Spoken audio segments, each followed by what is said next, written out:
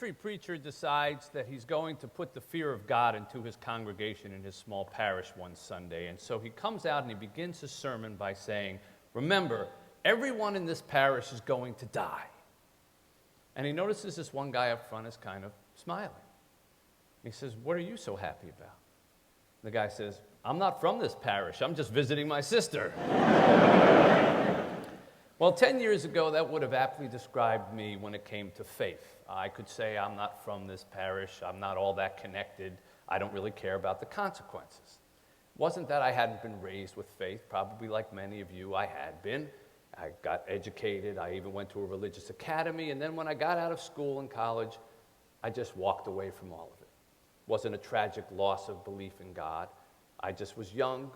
I was healthy. I was working hard. I was making money, I was accomplishing things, and I was busy, as we all are. And so I basically left it alone for about 20 some odd years. And as a result, I never bothered to join a different temple than the one I had belonged to when I was a kid in a small town in New Jersey. And as a result, when I went back there in my 40s, I had had one clergyman my entire life. He had been there when I was an infant, and he was still there 40 some odd years later, when I went back to give a talk, and he pulled me aside in the hallway, and at 82 years of age, asked me a question that would change my life forever. Here was the question: will you do my eulogy? To which I said, huh? Will you do my eulogy? In the beginning, there was that question. Now, I don't know about you, but will you do my eulogy for me is kind of like, here's a scalpel, will you take out the kidneys, you know?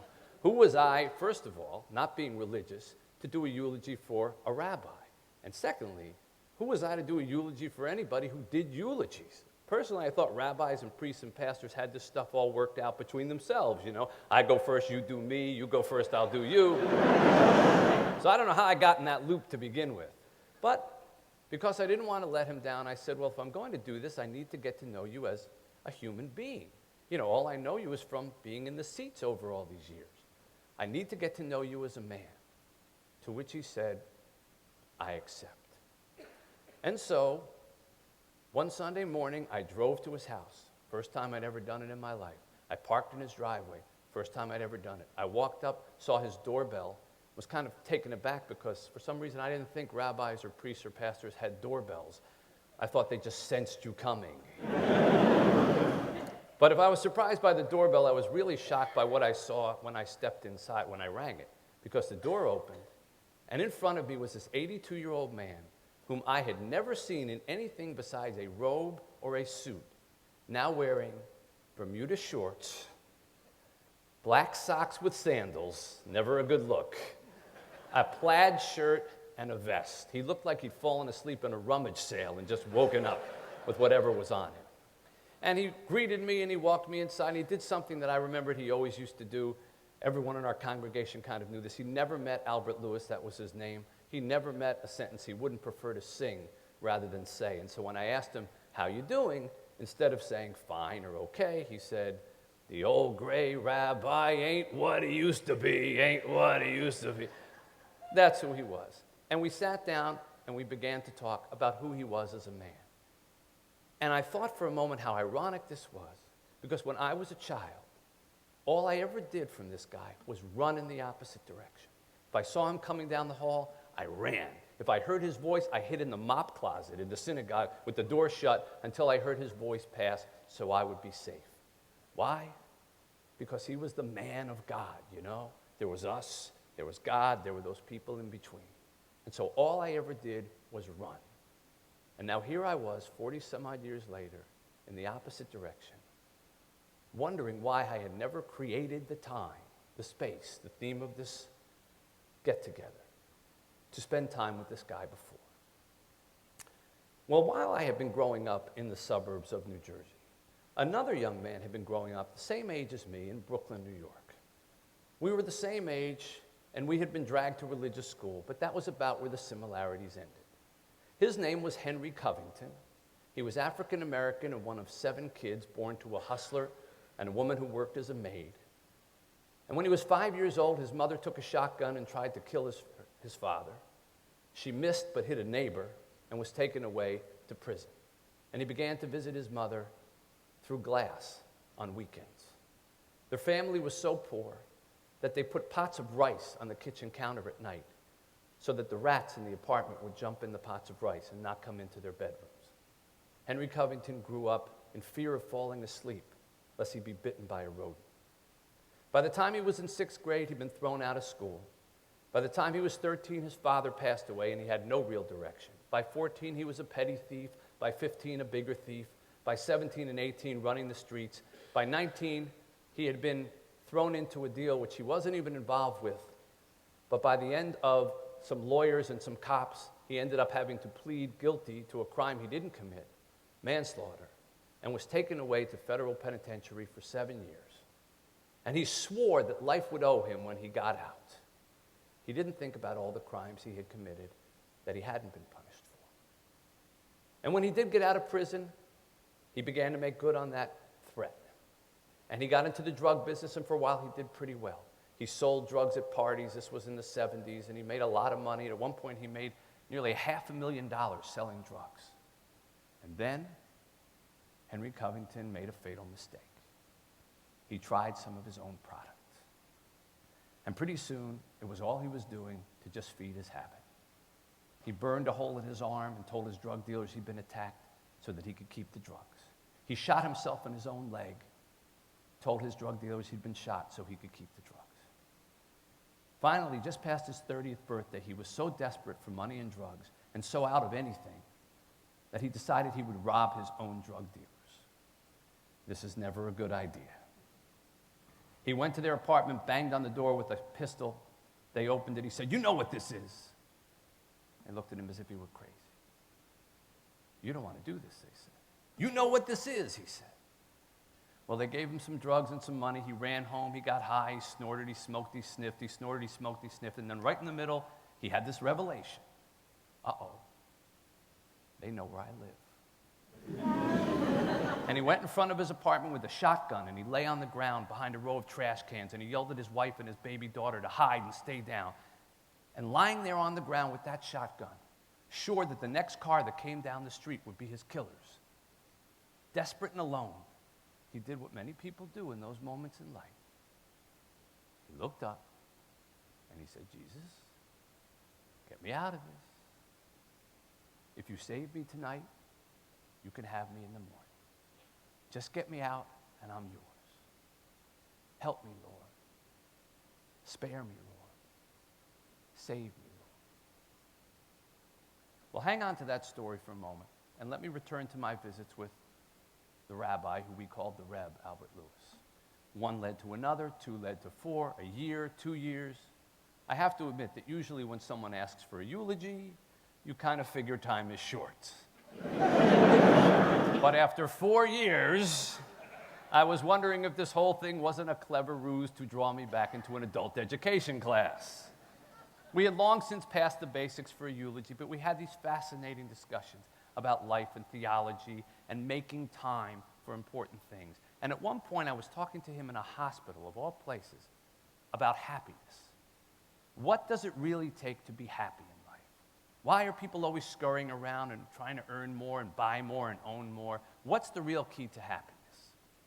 And he heard a baby crying out in the hallway. And he said, "You hear that baby?" And I said, "Yeah." He said, "Have you ever noticed how babies, when they come into the world, their fists are clenched like this?" And I said, "Yeah." He said, "That's because babies don't know any better. And they think they're going to come into the world and take everything. But look at me," he said. "I'm an old man. I'm about to die. And how am I going to die?" And he opens his palms like that. He said, "That's because at the end, we truly realize we take nothing with us." And he lay there for a couple minutes. Finally, I said, "So, have we solved the secret of happiness?" And he said, "Yes, we have." "Are you going to tell me?" I said. "Yes, I will. Ready?" "Ready," I said. "Be satisfied." "That's it." "Be grateful." "That's it." for all you have and for all God has given you. That's it. That's it, he said. And in all the weeks and months that have followed, I have not been able to crack a hole in that particular theory of happiness. Well, now let me jump ahead to where I live today, in Detroit, a very, very tough city, 30% unemployment, 100,000 abandoned buildings. We have a terrible homeless problem, so bad that you can't drive in downtown Detroit without coming upon homelessness. And one night I went down to a homeless shelter to write a story about what it was like. And while I was standing on line for a meal, the guy in front of me turned around and he said, "Hey, aren't you Mitch Albom?" I said, "Yeah." And he looked me over again and he said, "So what happened to you?" Yeah, well, I laughed too. But then I realized coming from him, that was a perfectly logical question. Why not me? What happened to me? He never expected to be on that line. And so I got more involved with homelessness, and I started a charity, and it started to fund shelters, and I went around to the different shelters to see what they needed. And I came upon this one very unusual shelter because it was run out of a church. And this church had once been the most magnificent of churches, the largest Presbyterian church in the entire Midwest. But that was over 100 years ago. Today it had been left to rot and decay in one of the worst sections of Detroit. Its windows were shattered, its walls sagged, its floorboards were rotted, and it had a giant hole in its roof, 20 feet long, that the congregation couldn't afford to fix. And so every winter, snow and rain literally poured in through this roof and landed on the pews, and the congregation couldn't sit in its own sanctuary because it was freezing. And so the homeless people who slept on the floor at night in this church had to build a tent, a plastic tent, inside their own church, just to have a place that was somewhat warm and dry so they could pray on Sunday morning. And I saw this, I said, well, I should help here. Let me meet the pastor. Is he here? They said, wait a minute. And around the corner came a very large man, 6'3", well over 400 pounds. He was wearing a white t-shirt. He was sweating from his forehead. I said to myself, if this is a man of God, I'm the man in the moon. But he held out his hand and he smiled, and he said something that also changed my life forever. Hello, he said. My name is Henry Covington. And this was where Henry Covington had landed. 20 years after that night, he begged Jesus to get him out of it. No cars came down the street that night. No bullets were fired. And when he woke up the next morning, he actually kept his promise and began his slow walk back to goodness. And here he was today, running a church called the I Am My Brother's Keeper Ministries. This man who once earned $500,000 a year selling drugs, now working without a salary in a church with a hole in its roof at the bottom of the world. Now, I have to admit, I didn't want to create time for Henry Covington. I didn't want to find space for Henry Covington. I didn't trust him. Why? He was different. And when it comes to faith in particular, we don't tend to trust differently.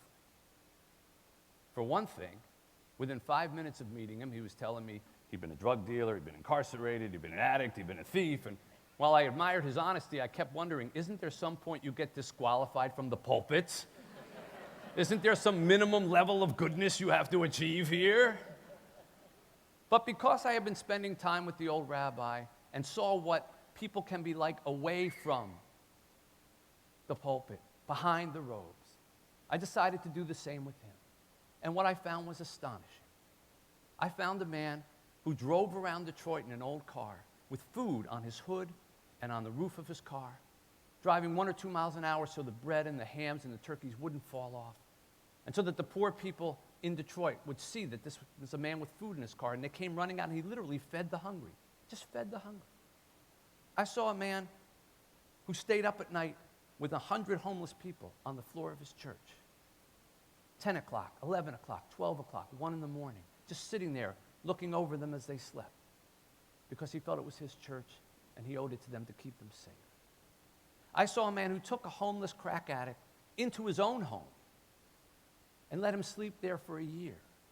Not a night, not a week, a year, while he and his wife and his 3 children lived upstairs.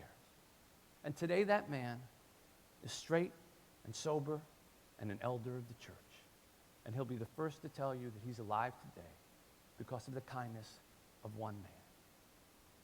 And once I met him and once I heard that, I stopped doubting Henry Covington. And I made time for him in my life. So now to the end of this story. The rabbi had passed his 90th birthday. I had been visiting for 8 years. And one Sunday, we talked about heaven. And I must have been asking so many questions that he looked to the heavens and he sang again, "Dear Lord, this one has so many questions. Please give him many more years on earth so when we see each other again, we'll have lots to talk about." And I said, "Do you really think we're going to see each other again?" And he said, "Don't you?" And I said, "Well, let's face it, I don't think I'm going where you're going." And he said, "What do you mean?" And I said, "Well, come on. I mean, they must have a whole other level for you. You're a man of God." And he looked at me very sweetly and he said, "But you're a man of God too. Everyone. And you could have knocked me over with a feather. Because for this 90-year-old, pious, righteous man to put himself on the same level as me, where I didn't belong, only shows you what faith and humanity should be about. Not wagging a finger at one another and saying, 'I'm more pious than you are.' Not wagging a finger at one another and saying, 'My faith is better than your faith.' But looking at one another and saying, 'You're a child of God too.' Everyone is. And if we honestly looked at one another that way, we would have to treat each other better because we'd realize we're more alike than different. And you wouldn't treat yourself with hate. And you wouldn't try to harm or kill yourself. You're a child of God too. Everyone is." Well, a few days after that, they took the rabbi to the hospital. And one morning, a nurse came in to give him his little bath. And he was doing what he did best, singing to her and making her laugh. And his head slumped over forever, and his music stopped.